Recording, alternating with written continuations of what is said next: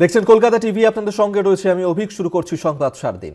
মগরায় পুলিশের গাড়িকে লক্ষ্য করে বোমা মারার অভিযোগ উঠেছে। দুই দুষ্কৃতীকে ইতিমধ্যেই আটক করেছে ঘটনায় মগরা থানার পুলিশ। ত্রিবেণী থেকে উদ্ধার করা হয়েছে আগ্নেয়াস্ত্র। পুলিশের গাড়ির সামনের কাঁচ ভেঙে যায়। যদি এই ঘটনায় কোনো পুলিশ কর্মী আহত হয়নি, তবে এই ঘটনা ঘটেছে যেখানে পুলিশের গাড়ি লক্ষ্য করে বোমাবাজি করা হয়েছে বলেই অভিযোগ। সেই ছবি এই মুহূর্তে দেখাচ্ছি আপনাদেরকে। সেই ছবি দেখতে পাচ্ছেন যেখানে পুলিশের গাড়ির সামনের কাঁচও ভেঙে যায়। এই বোমাবাজির ঘটনার জেরে ইতিমধ্যেই দুজন দুষ্কৃতী, তাদেরকে গ্রেফতার করেছে মগরা থানার পুলিশ। দেবেশ চক্রবর্তী আমাদের সঙ্গে টেলিফোনে রয়েছেন, প্রতিনিধি বিস্তারিত জানবো। দেবেশ, ঠিক কি ঘটনা ঘটেছে, কাদের বিরুদ্ধে অভিযোগ, কেন এই ধরনের পুলিশের গাড়িতে বোমাবাজি করা হলো, কি জানা যাচ্ছে? দেখো পুলিশ সূত্রে জানা গেছে আনুমানিক গতকাল 10টা নাগাদ পূর্ব বর্ধমানের কালনা থানা এরিয়ায় একটি বাড়িতে ডাকাতি হয়। ডাকাত দল দুটি বাইকে এসে বন্দুক নিয়ে বাড়িতে ঢোকে এবং ভয় দেখায়, সর্বস্ব লুট করে সেখান থেকে বোমাবাজি করতে করতে চম্পট দেয় এবং গুপ্তিপাড়া হয়ে হুগলি জেলায় ঢোকে। আর এই খবর যায় বলাগড়, মগরা এবং পান্ডুয়া থানার, এবং তৎক্ষণাৎ সেখানে ডাকাত দল ধরতে নাকা চেকিং শুরু হয়।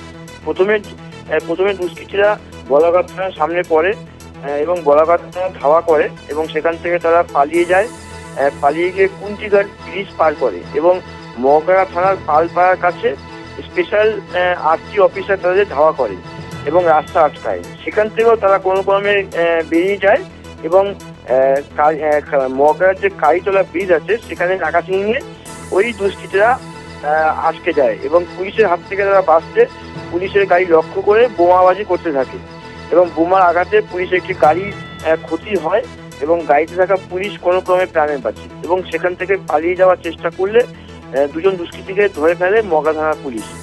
বাকি দুষ্কৃতীরা বাইক ফেলে পালিয়ে যায়।